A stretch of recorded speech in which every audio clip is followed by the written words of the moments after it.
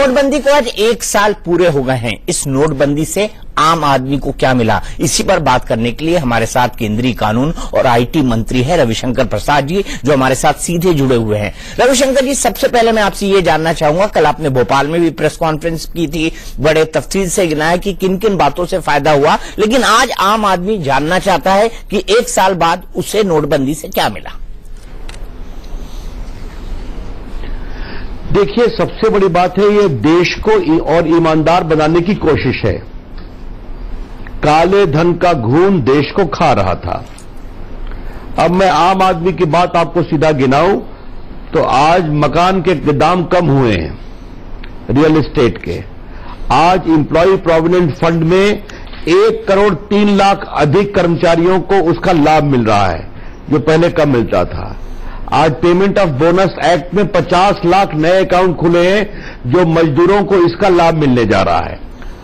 आज employee provident fund के अलावा इंश्योरेंस में लगभग 1 करोड़ 4 लाख नए कर्मचारी जुड़े हैं, जिनको इसका लाभ मिल रहा है, जो कंपनियां नहीं दिया करती थी। पत्थर फेंकने वाले आतंकवादियों की संख्या में भयंकर कमी आई है, लगभग 50%। आपके माओवादी आतंकवादी जो पुराने 1000 और 500 नोट के बिना पर अपना पूरा मायाजाल करते थे, उनकी कमर टूटी है। तो ये हमने आपको कुछ छोटी बातें बताई, लेकिन दीपक जी, आप तो बड़े अनुभवी पत्रकार हैं, आपको एक बात बतानी जरूरी है कि ये जो 15 लाख करोड़ रुपए वापस आए हैं, ये सभी उजरे नहीं हो गए। जिन्होंने जमा किया है, अब उनके अनजाना नाम खत्म, उनका एक नाम है, उनकी पहचान है, उनका पता है। उनको टैक्स देना पड़ेगा, बताना पड़ेगा पैसे कहां से आए, कहां से कमाए। तो ये पूरे भारत की अर्थव्यवस्था को क्लीन करने में एक सुविधा हो रही है। एक दूसरी बहुत महत्वपूर्ण बात बतानी जरूरी है कि हमने 2,24,000 कंपनियों का रजिस्ट्रेशन रद्द किया है। एक मकान में 100 कंपनियां हुआ करती थी, काम कुछ नहीं किया करती थी, घूस के लिए, मनी लॉन्ड्रिंग के लिए उसका दुरुपयोग हुआ करता था। आपको मालूम है, एक कंपनी के 2000 बैंक अकाउंट थे। एक कंपनी के बैंक में पैसा कुछ नहीं था, उन्हें 2400 करोड़ रुपया जमा किया, नोटबंदी के बाद फिर निकाल लिया। और ये जो 15 लाख करोड़ रुपए आए हैं दीपक जी, इसमें सिर्फ 1.5 लाख लोगों ने, सिर्फ 1.5 लाख लोगों ने 5 लाख करोड़ रुपए जमा किया है। तो 130 करोड़ के देश में 1.5 लाख लोग 5 करोड़ रुपया नोटबंदी के बाद कैश जमा कर रहे हैं, पुराने 500 और 2000 के। तो उन सबों के खिलाफ कार्रवाई हो रही है, जांच चल रही है। ठीक है, आपने कहा कि व्यवस्था मजबूत हो रही है। और माफ कीजिएगा, आपको बीच में रोका, लेकिन मेरा एक क्रॉस क्वेश्चन है। आपने कहा जो पूरे 15 लाख करोड़ आए हैं वो व्हाइट के नहीं है, और आप इस बात की जांच कर रहे हैं कि उसमें ब्लैक का पैसा कितना है। Am I correct?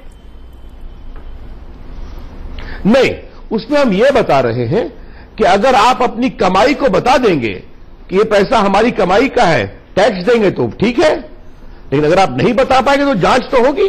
वो जांच हो रही है। आपको मालूम है कि 35,000 कंपनियों ने 17,000 करोड़ रुपए जमा किए हैं। तो आपको बताना तो पड़ेगा ना, पैसे कहां से आए, किसके हैं, आपने कहां से कमाए। तो ये सब प्रक्रिया चल रही है। इसके माध्यम से बैंकों में पैसा आ गया है, तो आज वो पैसा बैंक के पास है। आज म्यूचुअल फंड में 155% बढ़ा है। आज लाइफ इंश्योरेंस कॉर्पोरेशन का कलेक्शन 46% बढ़ा है। तो भारत की अर्थव्यवस्था में प्रामाणिक पारदर्शी पैसा अधिक आ रहा है। रविशंकर जी, कल पूर्व प्रधानमंत्री डॉक्टर मनमोहन सिंह ने कहा था कि ये एक संगठित लूट थी, ऑर्गेनाइज्ड लूट, इस नोटबंदी को बताया था। और उन्होंने एक चीज प्रिडिक्ट की थी 1 साल पहले कि जीडीपी गिरेगी, और वाकई जीडीपी गिरी है।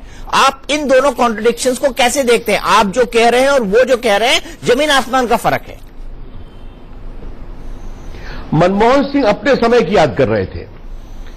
जब 10 साल प्रधानमंत्री थे तो जितनी लूट हुई थी 2G घोटाला में, कोयला घोटाला में, हेलीकॉप्टर घोटाला में, सबमरीन घोटाला में, आदर्श घोटाला में और कॉमनवेल्थ घोटाला में, लगभग 12 लाख करोड़ रुपए की लूट हुई थी। कई मंत्री जेल गए थे। और क्षमा करिए दीपक बाबू, कोयला घोटाले में मनमोहन सिंह को भी सुप्रीम कोर्ट जाना पड़ा था। तो वो उस लूट की याद कर रहे थे जिस पर वो खामोश रहते थे। मनमोहन सिंह अर्थशास्त्री हैं और जिस नोटबंदी को पूरी दुनिया सराह रही है उस पर वो कह रहे हैं। तो मैंने एक ही बात भोपाल में कही थी, यहां भी कहूंगा, वो गलत तो बोलते ही हैं, लेकिन जो आजकल राहुल गांधी के लिए लिखता है भाषण, वही ने मनमोहन सिंह के लिए लिखना शुरू कर दिया है। वो जीएसटी को गब्बर सिंह टैक्स बोलते हैं, मनमोहन सिंह उसको लूट बोलते हैं। तो ये बात है। लेकिन आपका दूसरा सवाल बहुत गंभीर है और सही कहा आपने। मनमोहन सिंह की सरकार और हमारी सरकार में क्या अंतर है? हमारी सरकार में अर्थव्यवस्था की धरातल मजबूत है, कीमतें इन्फ्लेशन नियम में नियमित है, एफडीआई बहुत ज्यादा आ रहा है, आपके विदेशी मुद्रा का भंडार है, करंट अकाउंट डेफिसिट बहुत मजबूत है। तो भारत की अर्थव्यवस्था का धरातल मजबूत है। अब इसमें जो थोड़ा डाउन हुआ है, तो मैं आपसे एक ही बात कहना चाहूंगा कि आप जब इतना बड़ा परिवर्तन करते हैं दीपक चौरसिया जी, तो थोड़ा बहुत तो उसमें ऊंच नीच होती है ना। मतलब आप एक नेशनल हाईवे बनाएंगे, पुल बनाएंगे, तो आपको एक डाइवर्जन देना पड़ता है ना। बस यही बात है। इसमें कुछ कम हुआ है, अगले में देखिएगा पिकअप कर जाएगा। और रविशंकर जी, जो तीसरा जो बड़ा मुद्दा है वो ये था चुनाव के पहले का कि विदेशों में जो कालाधन फंसा हुआ है उसको लेकर आएंगे। लोगों ने तो यहां तक इंटरप्रिटेशन लगा लिया कि मेरे बैंक अकाउंट में पैसे आ जाएंगे, और कुछ लोगों ने यह बात कही भी कि बैंक अकाउंट में पैसे जाएंगे। मैं आपसे ये जानना चाहता हूं, क्या वाकई विदेशों में वो कालाधन है भी, या आज 3 साल बाद आपको एहसास होता है कि विदेशों का कालाधन सिर्फ बैंकिंग अकाउंटिंग के अंदर था? दो बातें इसमें कहना चाहूंगा। आपको मालूम है एचएसबीसी के बहुत सारे अकाउंट आए थे, उसके खिलाफ जांच चल रही है। लगभग 8,000 करोड़ रुपया का टैक्स और 12,000 करोड़ रुपए की पेनल्टी है। बहुत लोगों ने अपने पूंजी निवेश को स्वीकारा है, वो सारे आंकड़े हमारे पास हैं, बाकी की जांच चल रही है। लेकिन दीपक जी, आप एक बात समझिए, हमने मॉरिशस, सिंगापुर और साइप्रस के साथ अपनी संधि को दोबारा कर दिया कि आगे जो भी पूंजी निवेश होगा बैंक में आपको बताना पड़ेगा। लेकिन जो पुराने वाले हैं, स्विट्जरलैंड भी कहते हैं कि आपको हम तभी देंगे जब आप अपनी जांच करके, क्रिमिनल केस करके आप चार्जशीट फाइल करिएगा। तो ये हमको करना पड़ा, क्योंकि पिछली सरकार ने ऐसा करा था कि डबल टैक्सेशन अवॉइडेंस एग्रीमेंट में नहीं आता था। तो हमको नियम के अनुसार तो चलना पड़ेगा, वो काम नियम कर रहे हैं। आज देखिए अमेरिका में हमारा फटका एग्रीमेंट हो गया है कि कोई हिंदुस्तानी अगर $10 भी जमा करेगा तो हमें हिंदुस्तान में खबर आती है। तो इस तरह से पूरी प्रक्रिया चल रही है। मैं आपसे कहूंगा, हम सजग हैं, हम प्रयास कर रहे हैं, जबरदस्त कार्रवाई हो रही है। आपने देखा मनी लॉन्ड्रिंग एक्ट को हमने बदला, इनकम टैक्स एक्ट में एक बार 60% टैक्स देके आप कंप्लायंस करिए। हमने फेमा को बदला कि विदेश में संपत्ति आप लेंगे तो आपकी हम उचित मूल्य की हिंदुस्तान में संपत्ति जब्त कर लेंगे। एसआईटी बनाया। तो ये सारे काम किए कि नहीं किए, जो मनमोहन सिंह, राहुल गांधी कभी नहीं करते थे। एक और सवाल आपसे जानना चाहूंगा, चूंकि आप आईटी के मंत्री भी हैं, प्रधानमंत्री ने इसके बाद ठीक 1 साल पहले कैशलेस इंडिया का कॉन्सेप्ट दिया था कि इंडिया को कैशलेस होना चाहिए। उस दिशा में हम आगे बढ़े भी, लेकिन आज उस कैशलेस की जो स्पीड था उसमें हमको ठहराव नजर आ रहा है। नकदी में फिर से कारोबार होने लगा है। क्या आपको लगता है कि 2017 में या 2016 के अंदर कैशलेस इंडिया एक प्रीमेच्योर बेबी है? तो पहली बात मैं कहना चाहूंगा, हम टोटल कैशलेस की बात नहीं करते, हम लेस कैश की बात करते हैं। अगर कोई ईमानदारी से अपने बैंक से कैश निकालेगा तो उसका उपयोग तो कर सकता है, उसमें क्या दिक्कत है। अब आपने कहा कि डिजिटल पेमेंट में बहुत बढ़ोतरी हुई है। आज ये भीम ऐप, ये यूपीआई, इन सबों के 1 करोड़ का या 10 करोड़ का डिजिटल पेमेंट हुआ करता था इनकम टैक्स में, बाकी सब में। आज वो 1000 करोड़ बढ़ गया है। आज जो हमारा सिर्फ भीम ऐप है उसके कुल मिलाकर के 1 करोड़ से अधिक डाउनलोड हुए हैं। और यूपीआई, पेटीएम, भारत में डिजिटल पेमेंट बहुत बढ़ रहा है। और देखिए डिजिटल का असर कैसे पड़ रहा है, आपके दर्शकों के लिए जानना जरूरी है कि हमने 30 करोड़ गरीबों का जनधन अकाउंट खोला था, उसको उनके आधार से जोड़ा, मोबाइल से जोड़ा, और उनके सभी गैस की सब्सिडी, राशन की सब्सिडी, किरासन की सब्सिडी, मनरेगा का पेमेंट उनके अकाउंट में डालना शुरू कर दिया। और आपको बताऊं दीपक जी, हमने गरीबों के 57,000 करोड़ रुपए बचाए जो बिचौलिए खा जाया करते थे। राजीव गांधी ने कहा था मैं दिल्ली से 1 रुपया भेजता हूं, जमीन में 15 पैसा पहुंचता है। मोदी जी की सरकार में दिल्ली से गरीबों के अकाउंट में हम 1000 रुपये भेजते हैं, यही 1000 उनके अकाउंट में पहुंचता है।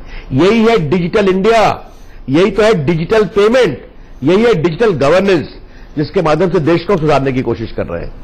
एक आखिरी सवाल सर आपसे, जीएसटी भी आपके लिए एक बड़ा मुद्दा बन गया है, खासकर हिमाचल गुजरात चुनाव में विपक्ष नोटबंदी को भी मुद्दा बनाने की कोशिश कर रहा है। एक जनरल परसेप्शन जो विपक्ष दे रहा है कि अब इनकम टैक्स वाला भी आपको परेशान करेगा, अब सेल टैक्स वाला भी आपके घर में आ जाएगा, अब सीए को भी आपको रखना पड़ेगा, एक कंप्यूटर ऑपरेटर को भी रखना पड़ेगा, तो आपका रनिंग खर्चा जो है वो 2 से 3 गुना हो जाएगा। इसमें कितनी हकीकत है व्यापारियों के लिए, खासकर छोटे व्यापारियों? बात बता दूं कि ये बिल्कुल बेबुनियाद है।